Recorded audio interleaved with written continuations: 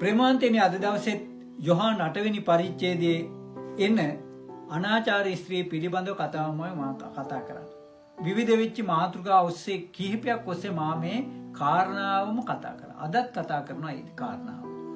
ඔබ දකිනවා මේ අනාචාර ස්ත්‍රිය යේසුස් වහන්සේ ළඟට රැගෙන ආපු කල්ලිය ගලුත් අරගෙන ඒ සියලු ගල් මුගුරු ඔක්කොම අරගෙන ආවේ යේසුස් වහන්සේව වරදටපත් කරන්න. හැබැයි මේ කල්ලිය මේ ස්ත්‍රිය රැගෙන ආවේ කාලඟටද අප ස්වාමී වූ යේසුස් ක්‍රිස්තුස් වහන්සේ ළඟට.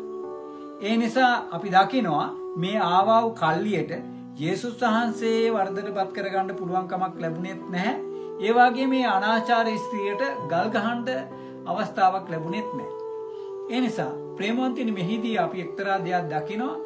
දුර්වලයා එහෙම නැත්නම් වරදටපත් වෙච්ච කෙනෙක්, පාපයෙන්ටපත් වෙච්ච කෙනෙක්, රෝගී භාවයටපත් වෙච්ච කෙනෙක්, මානසික රෝගියකින් සිටිනා වූ කෙනෙක් යේසුස් වහන්සේ වෙත රැගෙන යන්නට ඔබ රැගෙන යන්නේ නම් එහිදී ඒ දුර්වලයා, ඒ මානසික රෝගයෙන් පෙළෙන්නා, එහෙම නැත්නම් ඒ පෞකාර ස්වභාවයටපත් වෙ සිටිනා එලෙස ඒ ගත කරන ජීවිතය හාත්පසින්ම වෙනස් වෙච්ච ස්ථානයකට, වෙනස් වෙච්ච තලයකට ජීවිත පරිවර්තනයක් ඇති වෙනවා. ඒ නිසා අප යේසුස් ක්‍රිස්තුස් වහන්සේ සරණ යන කෙනෙකුට අවංකවම සැබෑ සාමයක්, සැබෑ විමුක්තියක්, සැබෑ ජීවිතයක් බවට පත් වෙනවා. මේ ස්ත්‍රියටත් ඒ දේම ලැබුණා.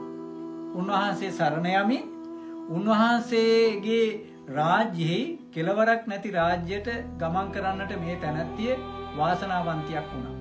ඒ කෙසේ දෙයත් ඇය ගත කළා වූ ජීවිතයේ සම්පූර්ණ හාත්පසින්ම වෙනස් වෙච්ච ජීවිතයකට ගත කරන්නට ඇයට යේසුස් වහන්සේත් එක්ක ඒ සහසම්බන්ධතාවය නිසා උන්වහන්සේගේ ශාසනික මෙහෙවරට ලං වෙමින් ඇය සිය ජීවිතය ජය ගත්තා.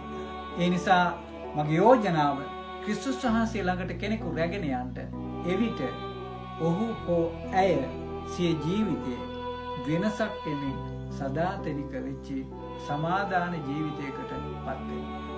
ජේසුස්